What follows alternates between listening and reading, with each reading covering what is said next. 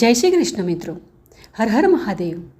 મિત્રો, આજના વિડીયોમાં આપણે જાણવાના છીએ કે શ્રી પાર્વતી પતે દયાળુ શિવશંકરનો પ્રિય પરમ પાવન શ્રાવણ માસ ક્યારથી શરૂ થઈ રહ્યો છે ને ક્યારે પૂર્ણ કરાશે, તેમજ વ્રત, પૂજા વિધિ ને માસ દરમિયાન કેટલા સોમવાર આવશે તે પણ જાણીશું. ને જો તમને આ માહિતી ઉપયોગી લાગે તો વિડીયોને લાઇક કરજો અને તમારા પરિવાર અને મિત્રો સાથે પણ શેર કરજો. અને ભગવાન શિવના આવા જ મહિમાવાળા વિડીયો જોવા માટે અમારી ચેનલને સબસ્ક્રાઈબ કરવાનું ભૂલશો નહીં. મિત્રો, દેવોના દેવ મહાદેવજીની આરાધના માટે સર્વોત્તમ સમય એટલે શ્રાવણનો પાવન મહિનો. શાસ્ત્રોમાં કહેવામાં આવ્યું છે કે તમામ યજ્ઞોમાં ભગવાનના નામનો જપ સર્વોત્તમ માનવામાં આવ્યો છે. ભગવાન શિવનો પવિત્ર ઓમ નમઃ શિવાય મંત્ર કલિયુગમાં મોક્ષ આપનાર મહામંત્ર ગણાય છે. અને ખાસ કરી શ્રાવણ માસમાં તો આ મંત્રનો જાપ કરવાથી મનુષ્ય મોક્ષને પામે છે. શાસ્ત્રોમાં કહેવામાં આવ્યું છે કે જ્યાં સુધી મનુષ્ય ભગવાન શિવની ભક્તિ કરતો નથી અને ઓમ નમઃ શિવાય મંત્રનો જાપ કરતો નથી, ત્યાં સુધી તે જન્મ મરણના બંધનોમાં બંધાયેલો રહીને સંસારના અનેક દુઃખો ભોગવે છે. અને ભગવાન શિવની ઉપાસના માટે તેમને પ્રસન્ન કરવા માટે સૌથી પવિત્ર અને શ્રેષ્ઠ સમય છે શ્રાવણ માસ. સંપૂર્ણ શ્રાવણ માસ ભગવાન ભોળાનાથને સમર્પિત છે.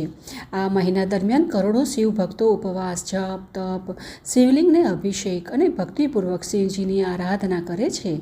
શિવલિંગ પર ગંગાજળ, કાચું દૂધ, બીલીપત્ર, ધતુરો અને ભસ્મ અર્પણ કરીને ભગવાન શિવને પ્રસન્ન કરવાના પ્રયાસ કરે છે. આ પ્રકારે શ્રાવણ માસના સંપૂર્ણ માસ દરમિયાન શ્રદ્ધાપૂર્વક કરવામાં આવેલી પૂજા ભક્તોના જીવનમાંથી દુઃખો દૂર કરીને સુખ, શાંતિ અને સમૃદ્ધિ આપે છે. આવા પાવન શ્રાવણ માસની શરૂઆત ક્યારથી થઈ રહી છે તે આજે આપણે જાણવાના છીએ. તો મિત્રો જુઓ, અલગ અલગ સ્થાનો, રાજ્યો અનુસાર પાવન શ્રાવણ માસ અલગ અલગ તારીખને અલગ અલગ મહિનામાં શરૂ થતો હોય છે. જેમ કે મોટાભાગે રાજસ્થાન, ઉત્તર પ્રદેશ, મધ્યપ્રદેશ, પંજાબ, હિમાચલ, છત્તીસગઢ, બિહાર, ઝારખંડ જેવા રાજ્યોમાં પૂર્ણિમાંત કેલેન્ડર પ્રમાણે શ્રાવણ માસનો પ્રારંભ 30 જુલાઈ 2026 ગુરુવારથી થઈ રહ્યો છે.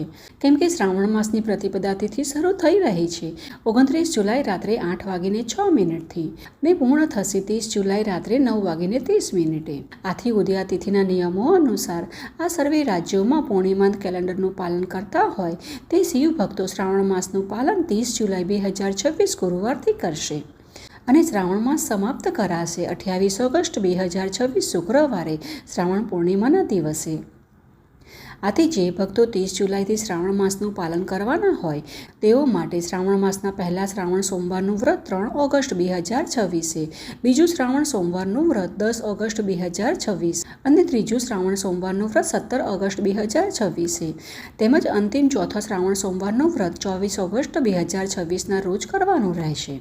અને પશ્ચિમ ભારતના ગુજરાત, આંધ્રપ્રદેશ, તેલંગાણા, ગોવા, મહારાષ્ટ્ર, કર્ણાટક અને તામિલનાડુ જેવા રાજ્યોમાં શ્રાવણ માસની શરૂઆત 13 ઓગસ્ટ ગુરુવારથી કરાશે. કેમ કે અમાંત વૈદિક પંચાંગ અનુસાર આ વર્ષે શ્રાવણ માસની પ્રતિપદા તિથિ 12 ઓગસ્ટ રાત્રે 11:07 શરૂ થશે ને પૂર્ણ થશે 13 ઓગસ્ટ રાત્રે 8:41. આથી ઉદયા તિથિના નિયમો અનુસાર 13 ઓગસ્ટ 2026 ગુરુવારથી શ્રાવણ માસનો પ્રારંભ થશે અને 10 સપ્ટેમ્બર ગુરુવારે પિઠોરી અમાવસ્યાના દિવસે તેનું સમાપન થાય છે.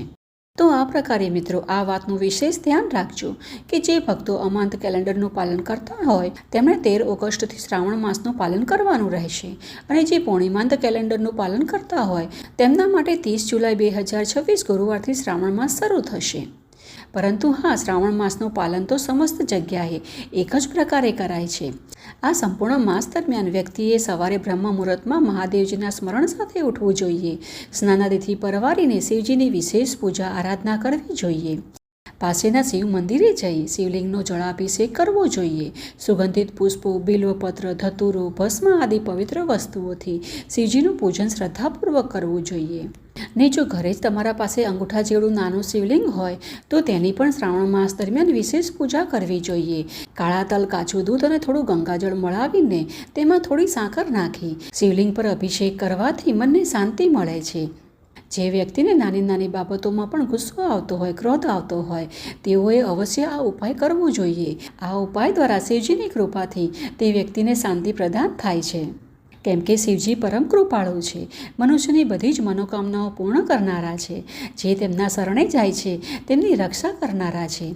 આથી શિવજી પ્રસન્ન થાય તો મનુષ્ય ભૌતિક સુખ સાથે મોક્ષને પણ પામે છે.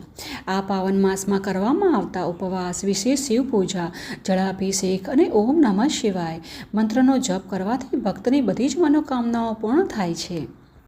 અને મિત્રો, શ્રાવણ માસ દરમિયાન અનેક પવિત્ર તહેવારો પણ આવે છે, જેમ કે નાગપંચમી, શીતળા સાતમ, હરિયાળી તીજ, રક્ષાબંધન અને ભગવાન શ્રી કૃષ્ણનો જન્મોત્સવ, જન્માષ્ટમી જેવા અનેક વ્રત તહેવારો આ માસ દરમિયાન ઉજવવામાં આવે છે.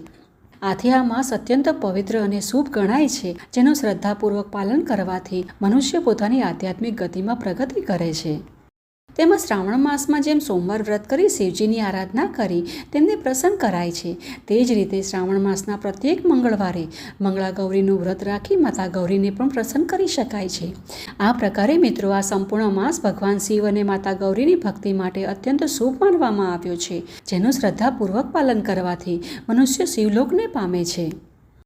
અને હા મિત્રો, નેપાળ, ઉત્તરાખંડ, હિમાચલ પ્રદેશના કેટલાક ભાગોમાં શ્રાવણ માસ 16 જુલાઈ 2026 ગુરુવારથી શરૂ થઈ રહ્યો છે અને આ સ્થાનોમાં શ્રાવણ માસ સમાપ્ત થાય છે 16 ઓગસ્ટ 2026 રવિવારના દિવસે. તો મિત્રો, આ હતી આજની અમારી આવનારા પવિત્ર શ્રાવણ માસ વિશેની સંપૂર્ણ માહિતી. અને જો તમને આ માહિતી થોડી પણ ઉપયોગી લાગી હોય તો કોમેન્ટ બોક્સમાં હર હર મહાદેવ અવશ્ય લખજો. ને ચાલો આવી જ વૈદિક પ્રમાણભૂત માહિતીઓ સાથે ફરી મળીએ. જય શ્રી કૃષ્ણ. હર હર મહાદેવ.